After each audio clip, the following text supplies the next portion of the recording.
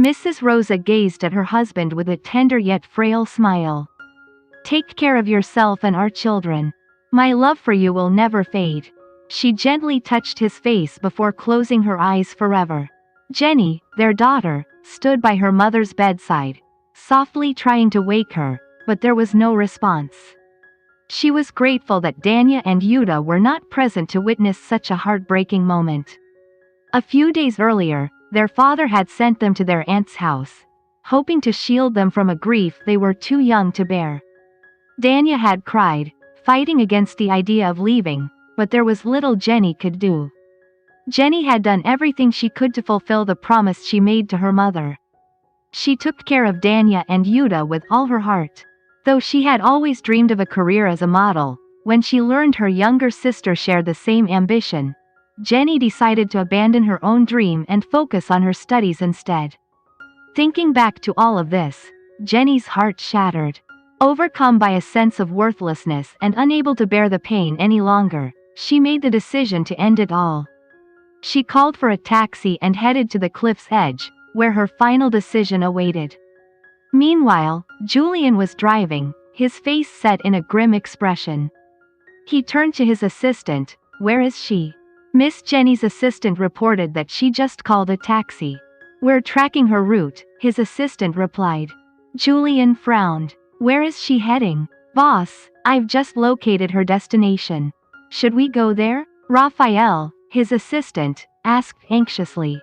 Julian's expression darkened even more as he shot Raphael a sharp glance. "Of course, we have to follow Jenny."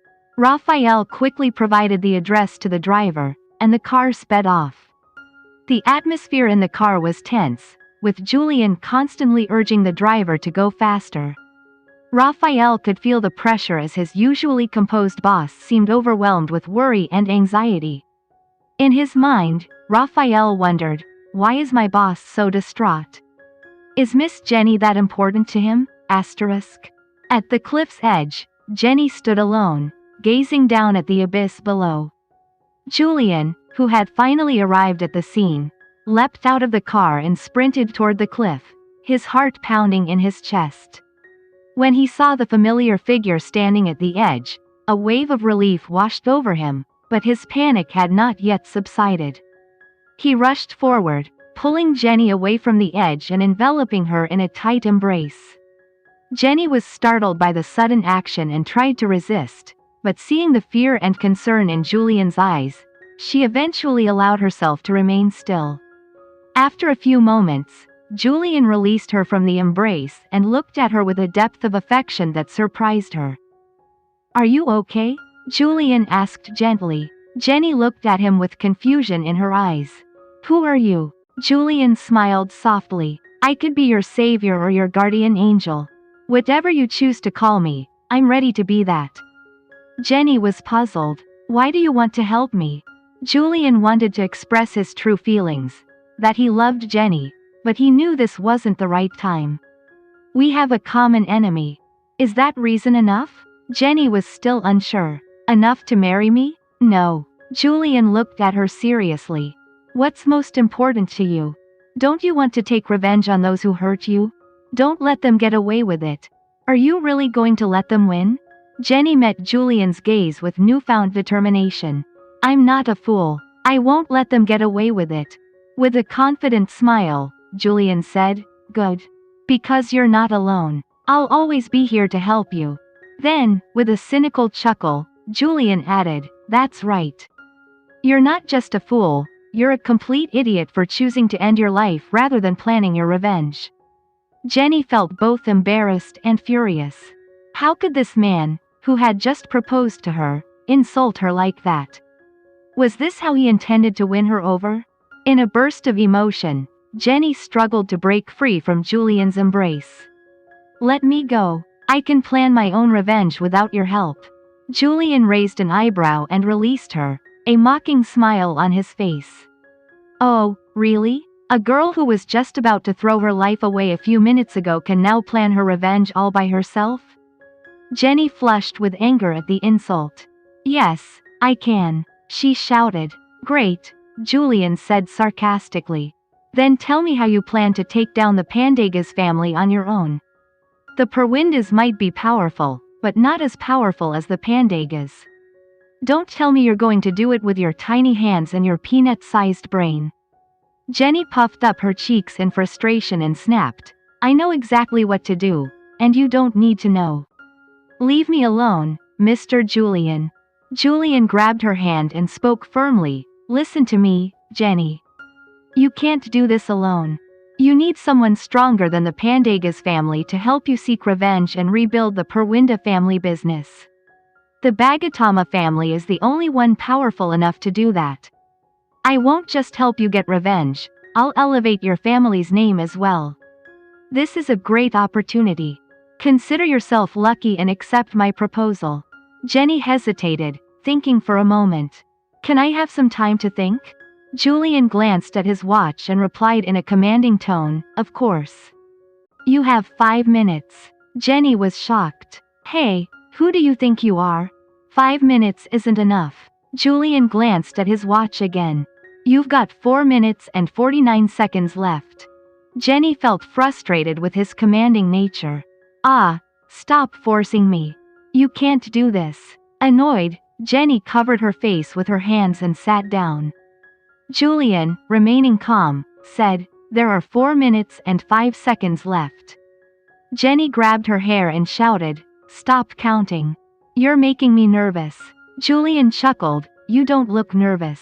Just a few minutes ago, you were even planning to jump off a cliff for a jerk who isn't marrying you. Jenny covered her ears and yelled, stop. Stop talking about that. Let me think calmly. Please be quiet. Seeing her amusing antics, Julian decided to stay silent. Although he sounded confident, only Julian knew how nervous he truly was. His hands were sweating, and beads of sweat dripped down his forehead. He glanced at his watch again and said, your time is up. What's your decision? Jenny, still sitting on the ground, stared at him and said, what if I say I don't want to marry you? Julian burst into laughter. Jenny, curious, asked, what are you laughing at? Julian looked into her eyes and said, Miss Jenny, do you really think you have a choice? I am Julian. I can do whatever I want. Marrying someone like you, who looks like an idiot, means nothing to me. Trust me when I say that. I will do anything to make you mine forever, even if it costs me my own life. Jenny saw the sharp look in his eyes and asked, why did you give me time to think? Julian straightened his suit and replied, it's just a formality. You shameless creature, Jenny exclaimed. Only for you, Julian answered with a broad smile. After thinking for a few minutes, Jenny finally said, all right, I agree to marry you, but I have a few conditions. Julian's face lit up as he heard Jenny's approval. He didn't even care about her conditions. What mattered to him was that she would become his wife. All right, whatever you want, Mrs. Jenny, I will do it. Jenny rolled her eyes and said, listen to me first. Julian nodded, signaling her to continue. First, we will only be married on paper.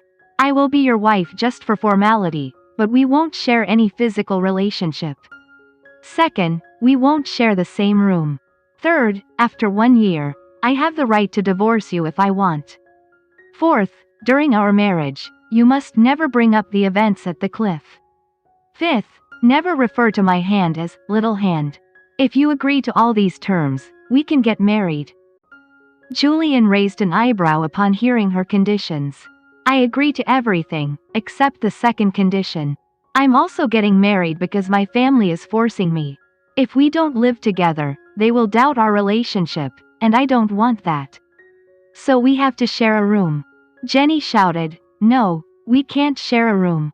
Julian smirked and said, are you afraid you won't be able to control yourself?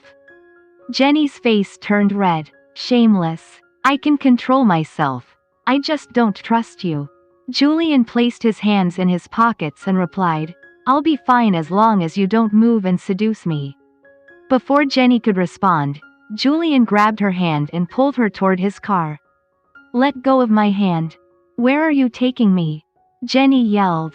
To the marriage registration office, Julian answered with a wide smile.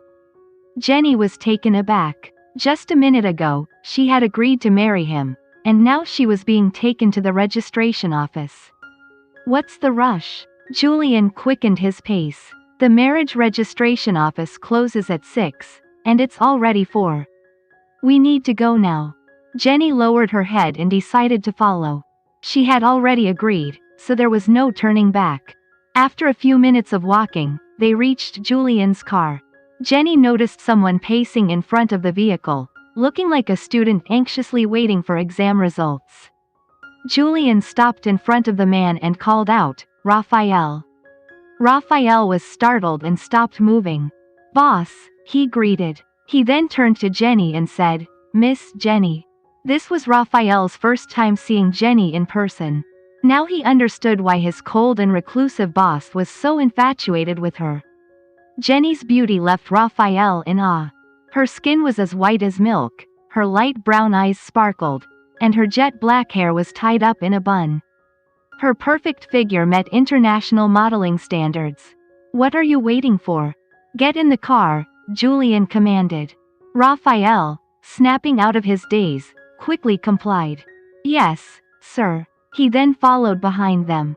Once they were all in the car, Raphael asked, "Where to, sir?" Julian, with an expressionless face, replied, "The marriage registration office." Raphael shook his head in disbelief. Julian narrowed his eyes at his assistant's reaction. "What's the problem?" Raphael, feeling cornered, hurriedly answered, No problem at all, sir."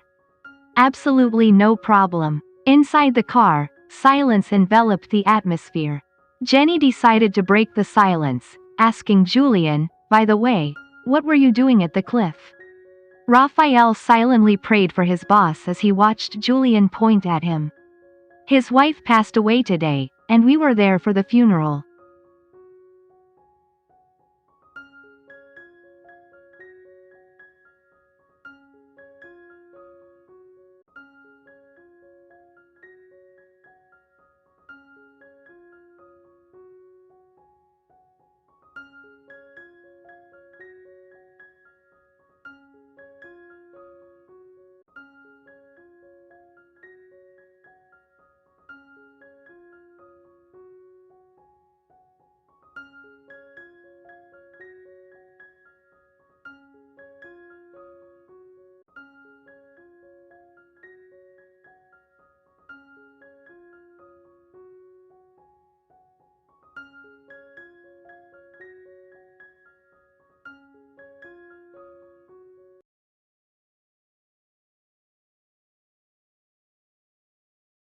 Thank you all. Have a nice day. Don't forget to like, comment, share and subscribe, so that the admin is more enthusiastic to provide entertainment for all of you.